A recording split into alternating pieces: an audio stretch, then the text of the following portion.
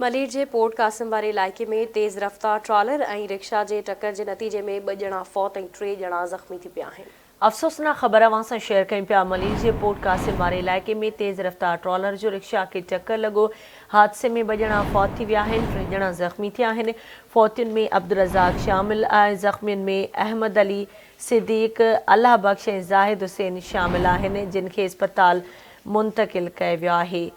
अहम ख़बर अवां खे ॾियूं पिया। मलीर जे पोर्ट कासिम वारे इलाइक़े में तेज़ रफ़्तार ट्रॉलर जो रिक्शा खे टक्कर लॻो आहे। 2 ॼणा फ़ौत ऐं 3 ॼणा ज़ख़्मी थिया आहिनि। तफ़सील ॿुधाइण लाइ असां सां लाइन ते मौजूदु आहे गॾाबमा आवाज़ न्यूज़ जो रिपोर्टर मंज़ूर सोलंकी। जी मंज़ूर, छा तफ़सील आहिनि, आगाह कजो। जी, पोर्ट कासिम बुक गेट वेठो जेको आहे तारिक होटल आहे, उते तेज़ रफ़्तार ट्रॉलर जे टक्कर में जेको आहे रक्शो ऐं ट्रॉलर जो टक्कर थियो आहे। टक्कर लॻण सबबि 2 ॼणा फ़ौत थिया आहिनि ऐं 4 खां वधीक माण्हू जेके आहिनि उहे ज़ख़्मी थी पिया आहिनि। इतला ते पुलिस ऐं रज़ाकार पहुची फ़ौतियुनि जा मड़ ऐं ज़ख़्मियुनि खे जना अस्पताल मुंतक़िल करायो। जॾहिं फ़ौतियुनि मां 1 ॼणे जी सुञाणप अब्दुल रज़ाक वलद मिठल तौर थी आहे, जॾहिं त ज़ख़्मियुनि में अहमद अली, सिद्दीक़, अल्लाह बख्श ऐं ज़ाहिद तौर थी आहे।